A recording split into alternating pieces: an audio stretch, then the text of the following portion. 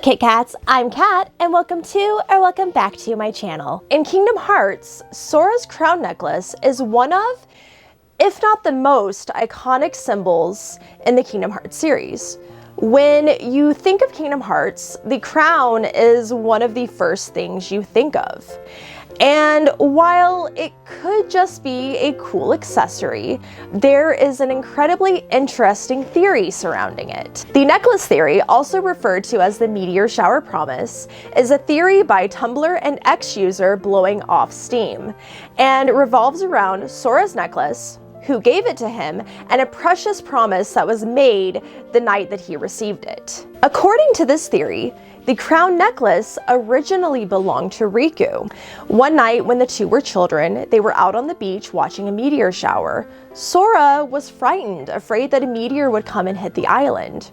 Riku promised to protect him and gave Sora the crown necklace as a symbol of this oath. This tale might sound a little familiar, and that's because it is.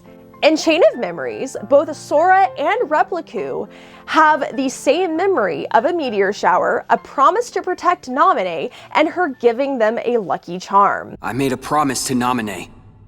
I promised to keep her safe. You did? There was a meteor shower this one night when she and I were little. Naminé got scared and said, "What if a shooting star hits the islands?" So I told her, "If a shooting star comes this way, I will protect you." You made a promise with a toy sword! What? How do you know about that? Because that was the promise I made to her that night. I would protect her. I said it. Don't lie! You weren't the one there that night! You're the one who wasn't there. That was when she gave her good luck charm to me. Her what? See? Tell me, where did you get that?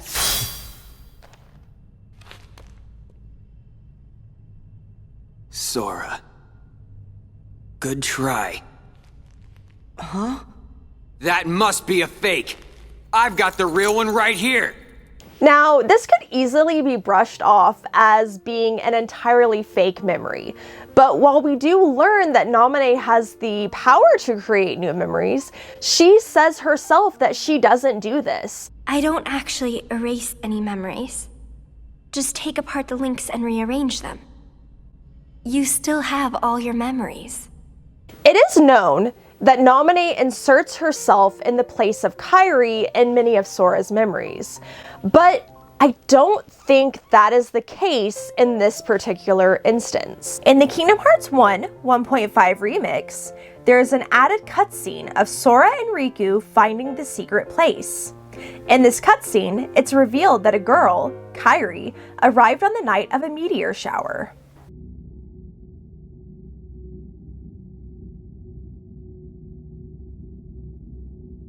Could this be the same meteor shower in the memory that Naminé altered? If so, then this memory cannot possibly be between Sora and Kairi, because she hadn't arrived yet. It should also be noted that while Kairi does give Sora a lucky charm, and while I do believe that Naminé based her own charm off the one that Kairi gave him, this happens at the end of Kingdom Hearts 1. Whereas in the meteor shower memory, it happens when they were very, very small children. And of course, as I have mentioned before, both Sora and Repliku share this same memory. Repliku, being a replica of Riku, shares Riku's memories. It's just that, of course, Repliku's memories have been messed with. Naminé taking a memory that was shared between Sora and Riku and inserting herself would make total sense in this case. A big part of Riku's character growth throughout the series has been him coming to terms with Sora being his most important person and devoting himself to protect Sora. He's honestly come a long way from the rival slash best friend turned enemy that we saw in Kingdom Hearts 1. While in Kingdom Hearts 1, Riku was definitely having some growing pains. It's clear from Birth by Sleep, which shows both Sora and Riku as children, that as a child, Riku had a strong will to protect those that were close to him. I know it's out there somewhere, the strength that I need. Strength for what? To protect the things that matter. You know, like my friends.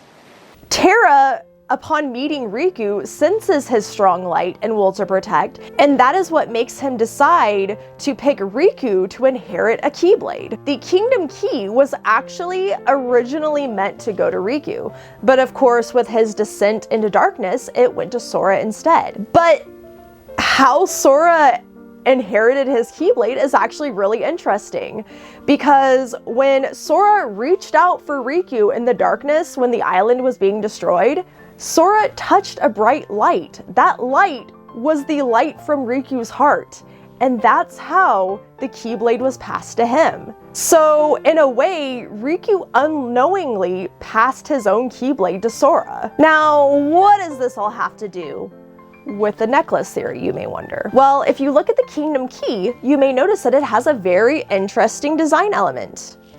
The teeth of the keyblade make a crown, one that matches perfectly with Sora's crown necklace. This, of course, could be a hint that the two are connected. Not only that, but the Kingdom Key is unique in that it can change forms with different keychains. When Kairi gives Sora her lucky charm, it creates Oathkeeper, a keyblade that represents Sora's friendship with her as well as his promise to return to her. The keyblade, known as Oblivion, passing memories in Japanese, was originally meant to be given to Sora by Riku. This keyblade was even referred to as the Riku keyblade during production. Even still, the Oblivion keyblade is representative of Sora's memories of Riku. The keychain of the keyblade is even a black version of the crown on Sora's necklace. And the keyblade as a whole just embodies darkness, the teeth of the blade spelling out darkness in kanji. The keyblade's name holds the meaning of a state of forgetting or having forgotten.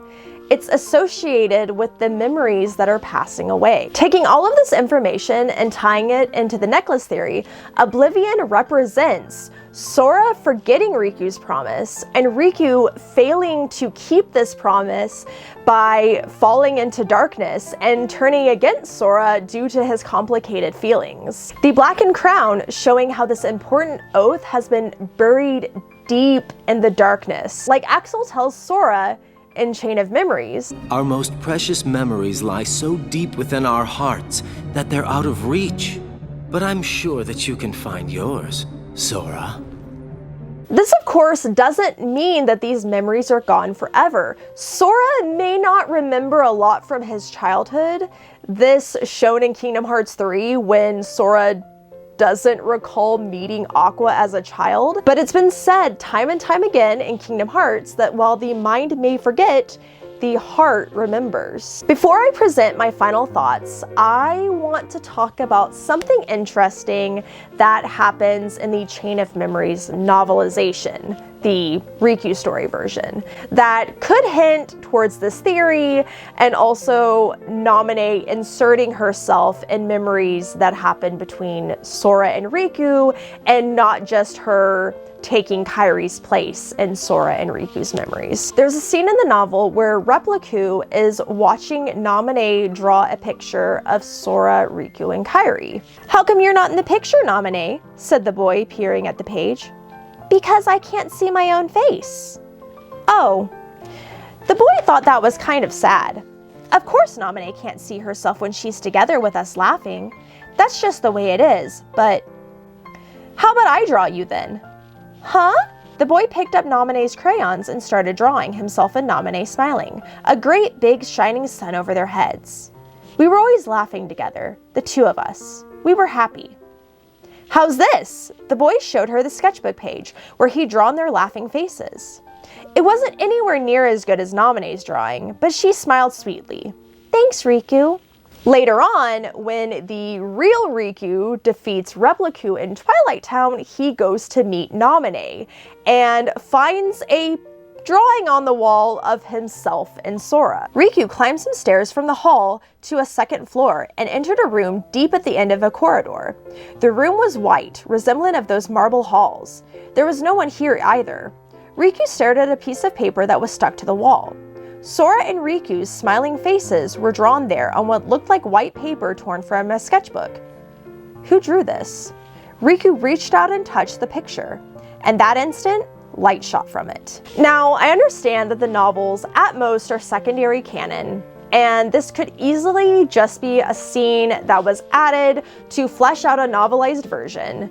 But considering the fact that it's canon in-game that both Sora and Repliku have this shared memory of a meteor shower, which already hints at Naminé inserting herself in a memory that was actually between Sora and Riku, considering that, I feel like it's entirely possible that this scene could actually have happened. We just didn't see it in the games. This moment would show yet again that Naminé has perhaps inserted herself in memories that were just between Sora and Riku, and not just memories of Sora, Riku, and Kairi. The necklace theory may not be 100% confirmed just yet, but I believe that it is entirely plausible, and I feel like this theory would add just so much to the narrative. The core of Kingdom Hearts has always been the relationship between Sora and Riku.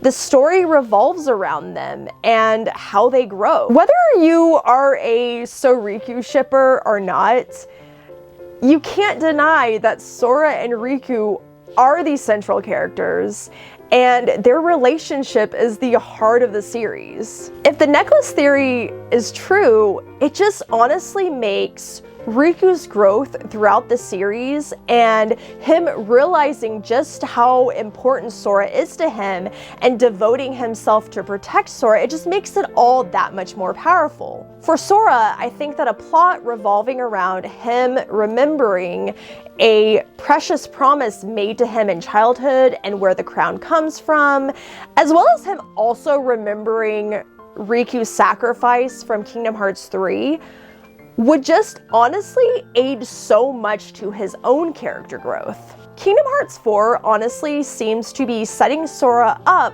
for some good old one-on-one time to really think about everything that has happened to him and deal with all of the pain and negative emotions that he's honestly just shoved aside. Sora doesn't realize his strength on his own, and he quite honestly sees himself as disposable and everyone else more important than he is. And considering Riku is going after Sora in Quadratum, I feel like Riku is gonna be the one to help him through this. And I believe that Sora recalling these precious memories that are buried deep in his heart that have a connection to Riku would only aid in this. These two are each other's strength and they help each other grow. This theory quite honestly just drives me insane because it's just so interesting, and there's constantly people just discovering new things and adding on to it, and I feel like there is so much more that I could talk about within this theory, but I wanted to keep this video straightforward and to the point and not super long-winded. Though perhaps I could go into some other things connected to this theory in another video later on down the road. The necklace theory may not be completely 100% canon just yet, but until I am proven wrong, it's canon in my heart. It honestly just makes too much sense. Alright, so that is my video for today. Thank you so much for watching. I hope that you enjoyed this video. Feel free to comment down below, tell me your thoughts about the necklace theory. If you are not subscribed yet, but you would like to be, you can feel free to hit that subscribe button, and of course ring the bell to be notified every single time I make a video. And until next time, may your heart be your guiding key, and I will catch you later. Bye, meow!